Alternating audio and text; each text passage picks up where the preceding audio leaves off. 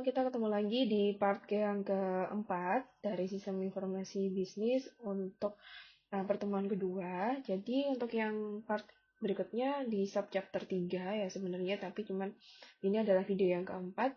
Kita akan membahas kenapa sistem yang terkolaborasi dan juga social business itu sangat penting dan teknologi apa sih yang dipakai kayak gitu ya.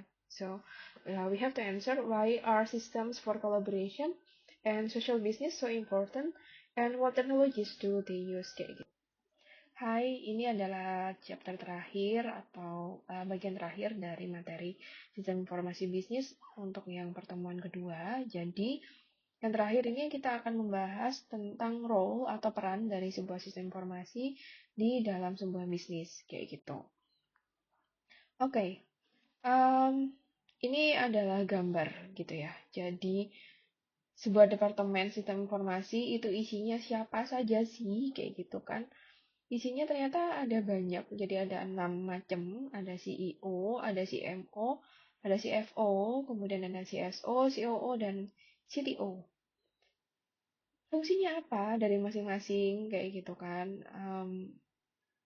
Ngapain aja sih mereka kok semuanya ada namanya di depannya ada C-nya gitu. C itu dia menandakan ada shift kayak gitu ya, jadi kayak kepala kayak gitu.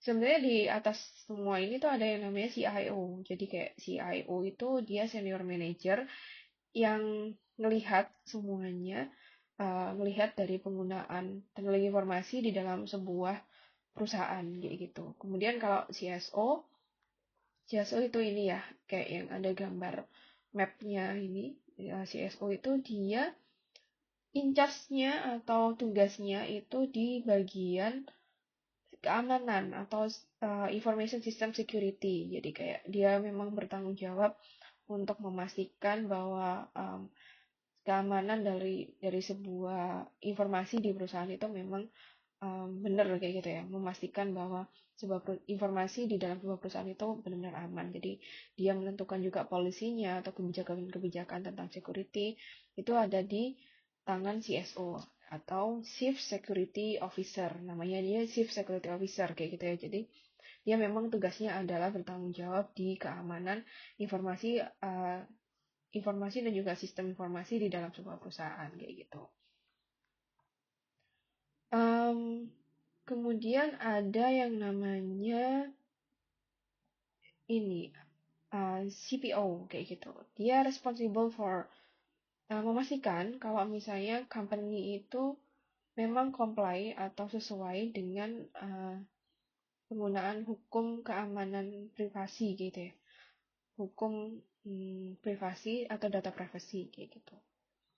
Kemudian ada yang namanya Chief Knowledge Officer. Ada CEO kayak gitu. CEO itu memang dia itu penanggung jawab secara keseluruhannya.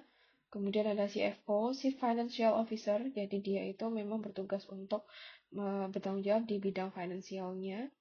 CTO itu adalah teknologinya kayak gitu. Nah, ketika kita punya sebuah perusahaan di mana itu ada information system function kayak gitu ya, dan fungsi sistem informasi dalamnya, maka kita harus melakukan organizing atau mengorganisasinya. Kalau misalnya kita punya banyak perusahaan kayak gitu dan ada caranya, ada perusahaan-perusahaan yang memang dia itu sangat kecil, di mana dia itu nggak punya kelompok sistem informasi secara formal kayak gitu. Mungkin dia punya satu karyawan yang bertanggung jawab untuk keseluruhan. Jadi misalnya bertanggung jawab untuk jaringan iya, kemudian sistem iya, kemudian hardware iya, komputer iya. Dan dia bisa jadi juga karena perusahaannya kecil itu menggunakan jasa konsultan kayak gitu. Nah, kalau misalnya ada perusahaan yang lebih besar, maka dia kemungkinan punya departemen sistem informasi yang terpisah. Jadi akhirnya bisa mengatur atau bisa mengorganisir beberapa jalur yang berbeda gitu tergantung dari perusahaan.